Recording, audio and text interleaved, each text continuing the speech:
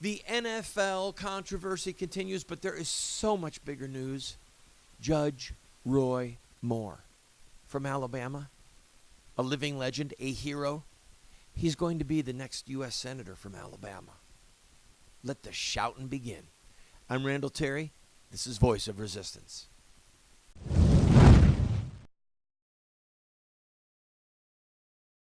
Let the righteous shout for joy, and let the wicked gnash their teeth.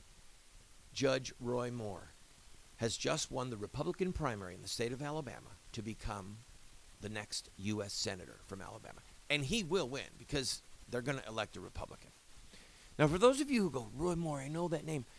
He was the Chief Justice of the Alabama State Supreme Court and was impeached because he refused to remove the Ten Commandments. I was there on the steps with my face to the glass the day that those Ten Commandments were wheeled out. Lord have mercy, it was a dark day. He lost his job. Years later, he ran again for the Chief Justice of the State Supreme Court, won a second time. And then when the Supreme Court ruled that homosexual marriage, the Obergefell decision, could be had, God save us, he said no. He defied them again and was impeached again, twice removed from office. And then when Jeff Sessions, the Alabama senator, was picked by President Trump to be the U.S. Attorney General, Judge Moore ran for the open seat and won the primary. He's going to win the general election. Friends, this is one of the most important elections in my lifetime to the U.S. Senate. This man is a hero, one of the most clear-thinking, courageous, righteous men to hold public office, probably since Ronald Reagan. All right. He will be in a position to introduce articles of impeachment against the judges who gave us so-called homosexual marriage. Mark my words, young Turks, people for the American way, you should weep and gnash your teeth because someone righteous is coming. A new sheriff is going to be in town in the U.S. Senate. Watch this segment from an interview I did with him a little over a year ago, in which he explains the legal proceeding by which these judges who betrayed God and the Constitution, by which these judges can be impeached. Do you believe that the judges violated their oath of office? They're sworn to the Constitution.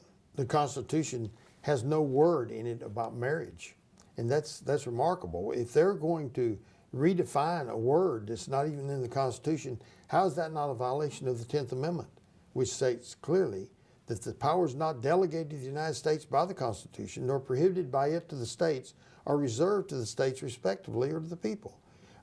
There's no power given to the federal government, as Justice Kennedy in his own writing in 2013 in U.S. versus Windsor recognized. There is no power given to the federal government over marriage. That was left to the states. And today that's been taken, and a majority has dictated that to the states. Okay, there's so many politicians right now who are saying that this is outside of the rule of law, that they went beyond their constitutional authority. So we hear all these words, but then if that is the case, is this an impeachable offense? Well, 4 justices on the Supreme Court, that being Chief Justice Roberts, Justice Scalia, Justice Thomas, and Justice Alito, all said that about the opinion. Right, that this is basically a lawless. It was completely outside the Constitution. And, so and basically, even the majority opinion didn't reference the Constitution that much. It represents how they felt about things. The 5th and 14th Amendment, a really bizarre, twisted... Well, what about the 5th and 14th Amendment that is strange is back in 1986, the United States Supreme Court, in the case of Bowers versus Hardwick, addressed what the court did here today. Which said, Bowers versus Hardwick said that the rules against that behavior were constitutional. They said there's no constitutional right to commit sodomy in the Constitution in 1986. They said, nor are we inclined to take a more expansive view of our authority to discover new fundamental rights embedded in the due process clause. The court is most vulnerable and comes nearest to illegitimacy when it deals with judge-made constitutional law having little or no cognizable roots in the language or the design of the Constitution. Say that. That's exactly what it is. Say that in the vernacular of the common folk. It says when the court is illegitimate, when judges start making constitutional law which has nothing to do with the Constitution. There you go. And using words that are not in the Constitution. It then went on to say, therefore, there should be great resistance to expand the substantive reach of the Fifth and 14th Amendment, particularly if it requires redefining a category of rights deemed to be fundamental. Then listen to these words. Otherwise, the judiciary necessarily takes to itself further authority to govern the country without express constitutional authority. They're usurping power to themselves, making themselves and tyrants. they're governing the country without authority to do so. So, again, I ask, in your opinion, and I'm inviting you onto thin ice, perhaps, but do you think that they have committed an impeachable offense? I think they can be impeached. Now, there's two ways to impeach, in my opinion. Okay. One is the fact that they've just exceeded their authority under the Constitution. And here's the clauses under the Constitution. Article 2, Section 4 says, shall be removed from office on impeachment for and conviction of treason, bribery, or other high crimes and misdemeanors. The other way, under Article 3, is that in such inferior courts, and the judges both of the Supreme and inferior courts shall hold their office during good behavior. And it's questionable whether this is good behavior, and I would say a reason for that. Justice Ginsburg and Justice Kagan both had performed same-sex marriages. And under 28 U.S.C. 455, it requires their recusal when impartiality, quote, may reasonably be questioned. Now, if you're out performing same-sex marriages and then go into a case to determine whether that's legal, and you say under the Constitution of the United States, I think that's Clearly when your impartiality may reasonably be questioned. I got to take a break. I'll be right back with more about Judge Moore and the NFL controversy. Don't worry, if you're in the NFL, rules don't matter. I'll be right back.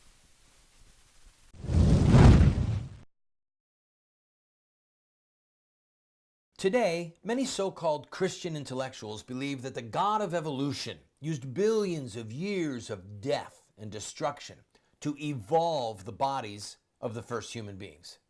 Then, they simply declare the theory of evolution as fact to justify their unproven scientific fallacies. By the grace of God, more and more Catholics are rejecting this modern-day mythology in favor of the traditional doctrine of creation, as recorded by the Bible, and believed and taught by all the fathers and doctors of the Church. To find out how sound theology and natural science confirm the sacred history of Genesis, visit the Colby Center for the Study of Creation, and be sure to check out our bookstore, which has titles like I Have Spoken to You from Heaven, A Catholic Defense of Creation in 6 Days, and A Catholic Assessment of Evolutionary Theory. That's the Colby Center for the Study of Creation.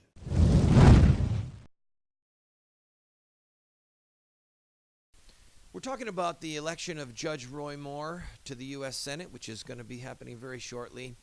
Do you want to be a doormat for the wicked? If so, change the channel, because Judge Moore is about to tell you how to stand up and fight. I'll ask you, would you ethically think that it would be appropriate? Do you think it would be within their right to do it? I think that all officials have a right not to obey an unlawful order. But do they have the right to secede? Well, secession is something that hasn't been brought up. Thomas Jefferson brought it up back in 1825.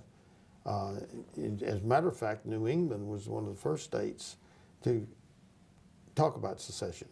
So, you know, I don't think it's time to secede now. I think it's time to stand up for rights. You're talking about something that people have no ideas about. They won't even stand up for their rights. When they let a majority of one on the court dictate that marriage can be something different than it's ever been,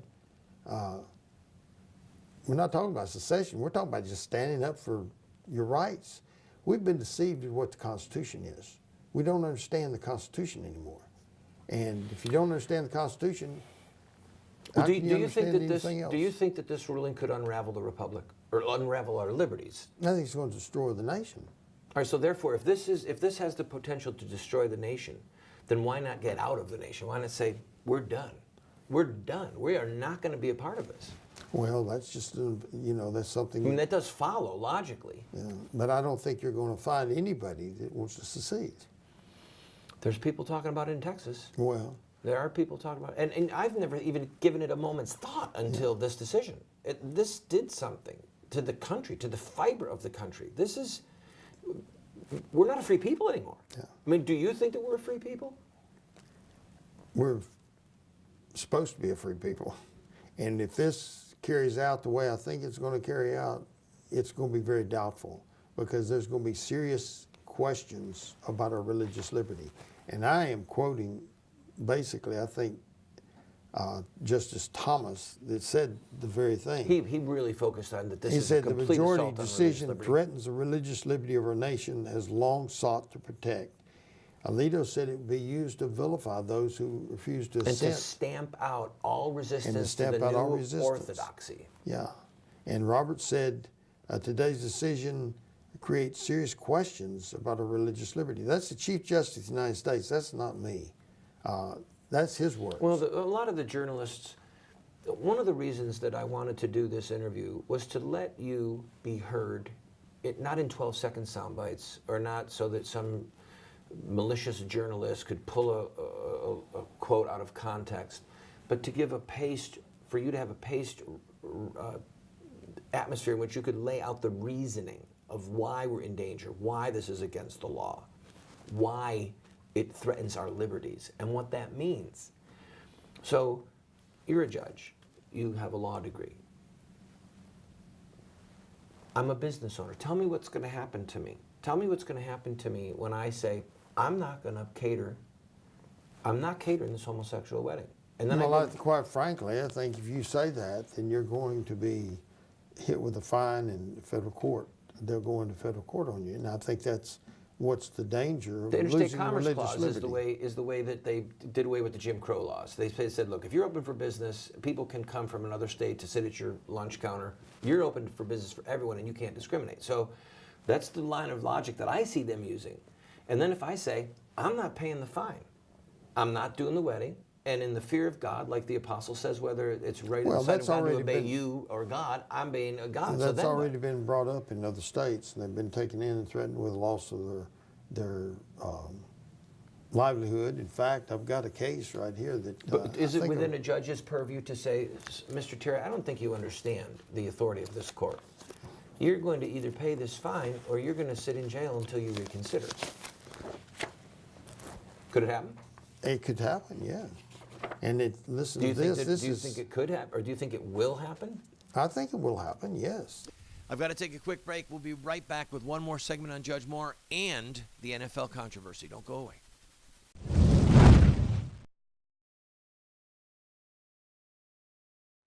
Have Muslim terrorists hijacked the peaceful religion of Islam? Or is there more to the story? The answer lies in the life of one man, Mohammed, the founder of Islam. Muslim terrorists see themselves inside a 1,400-year-old story, a narrative that focuses on specific events in the life of Mohammed. We are going to look at Mohammed's life using their most sacred literature. We will look at Mohammed at the Battle of Badr. We'll see him deal with those who mock him. We'll see the times when he used deception. We'll witness Mohammed's anti-Semitism. And yes, we will discuss Mohammed and his teachings concerning sex, slavery, and jihad. Friend, if you want to understand Islamic terrorism, get this series today.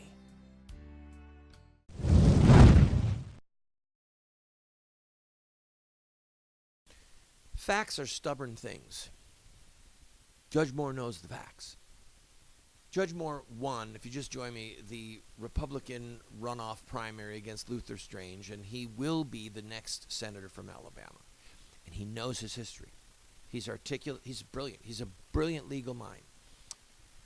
let's let him speak for himself about our Christian history. Don't worry, we've got the NFL coming up too.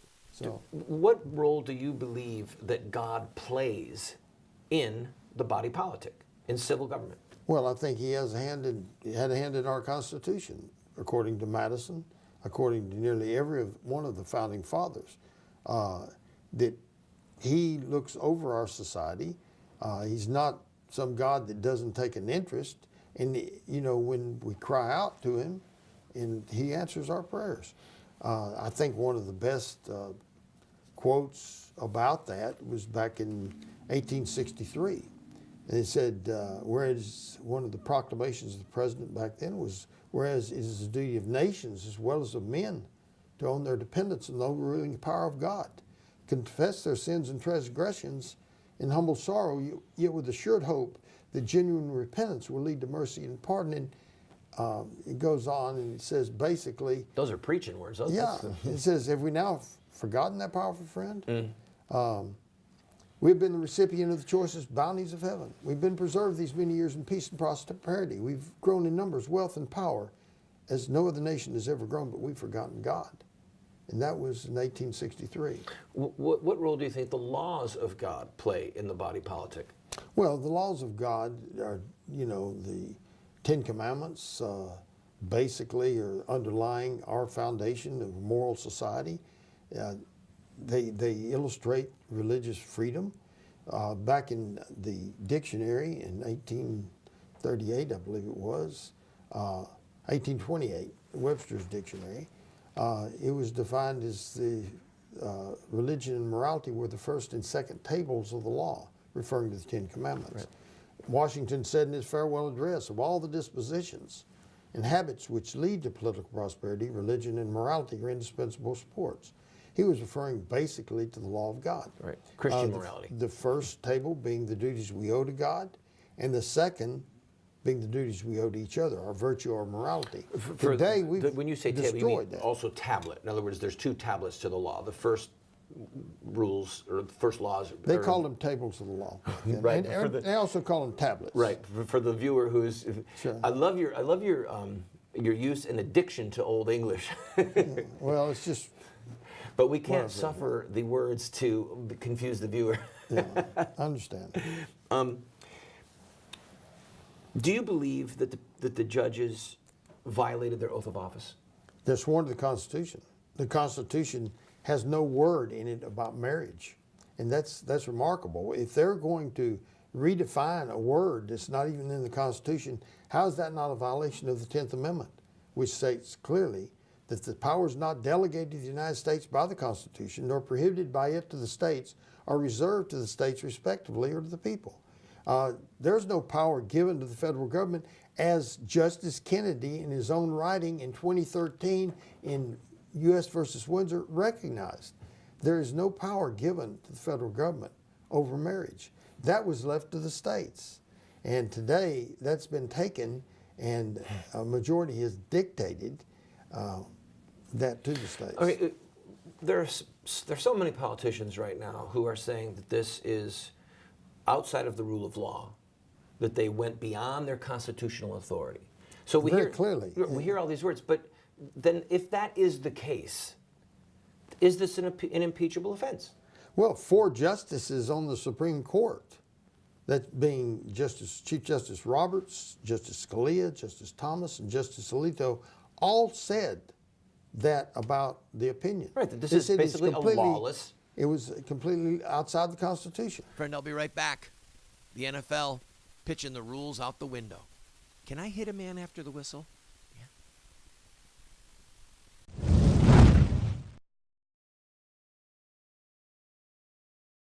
What Would Mohamed Do? Islamic Terrorism Explained is the best movie series documentary ever produced on the life of Mohammed and Islam. How do I know? Because it's what critics are saying. John Moore, radio host and author, said, "I learned more from What Would Mohamed Do about Islam and Islamic terrorism than I've learned from everything I ever read and watched in my entire life." Best-selling author Dr. Bill Warner said, What Would Mohamed Do is the best movie series, TV production on the life of Mohammed and Islamic terrorism that has ever been produced. Friends, this is what the experts are saying. No one has ever done what we've done. I encourage you to get 1, 2, 4 copies. Call 304-289-3700. That's 304-289-3700, or order it at the address or the website that you see on the screen. Friend, we have a series that will help you and those you love to have an impact on this country. It's called Insurrecta Nex. That's Latin for revolution against the killing of innocent people. This is the history, the philosophy, and the theology of social revolution in America. We look at the Stamp Act, the Boston Tea Party, the abolition of slavery, the abolition of child labor, women's voting rights, the civil rights movement. All of them have this in common: courage, sacrifice, dedication, and in-your-face tactics and rhetoric. That's one of the reasons that we've been losing the culture wars the last 40 years, is because the bad guys are using these tactics and we aren't. We will send you this 14-part TV series along with these manuals for students, a teacher's facilitator guide for only $40. Go to 304-289-3700, 304-289-3700.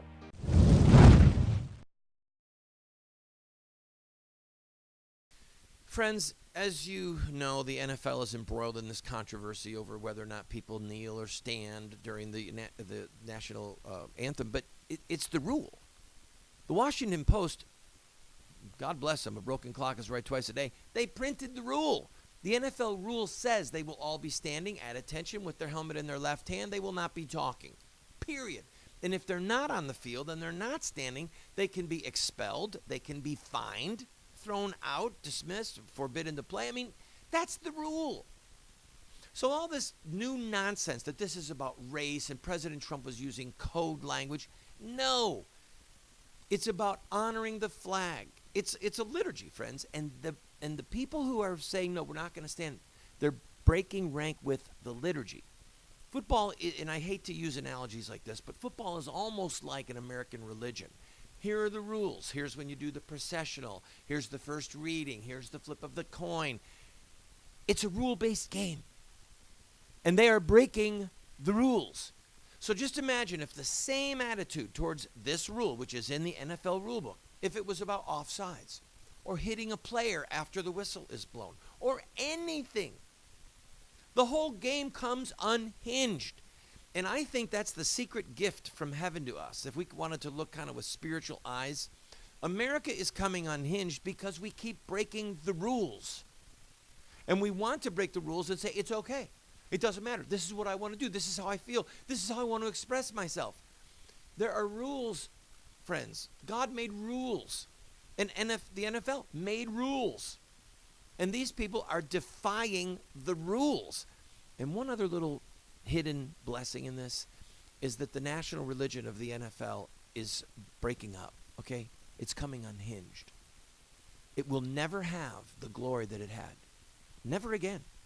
Not in our lifetimes, people, because the leaders of the NFL and some of the players in the NFL have shown us that they are more interested in a political agenda, or they are more afraid of a certain segment of society or bad press than they are of just playing by the rules and honoring the flag and honoring the anthem. And they forgot that the people who pay the money for the swag and for the tickets are people who like rules. They want the rules to be obeyed. So I made the stupid decision of buying the jersey of Alejandro Villanueva, the guy from Pittsburgh, and then he came out and apologized.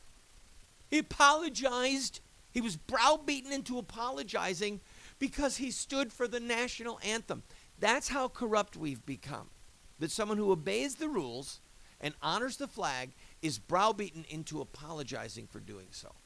So either I'll return his jersey or I'll burn it. I haven't decided. There's a fierce debate going on right here about that. But let that debate continue. The more important one is that rules matter. Rules matter. And this should not even be a discussion But because of racism in America, and I don't mean white people against black people, I mean reverse racism. Because now it's about race, and President Trump is a racist. Now we're going to pitch out the whole essence of the argument, which is this is about rules, and we're going to surrender to the politically correct swill of the hour. And it's going to make us vomit. And the loser in this whole thing is going to be the NFL. And I say good, because you've overplayed your hand, and you've played a role in America which is far too high for you and the likes of you. See you next time.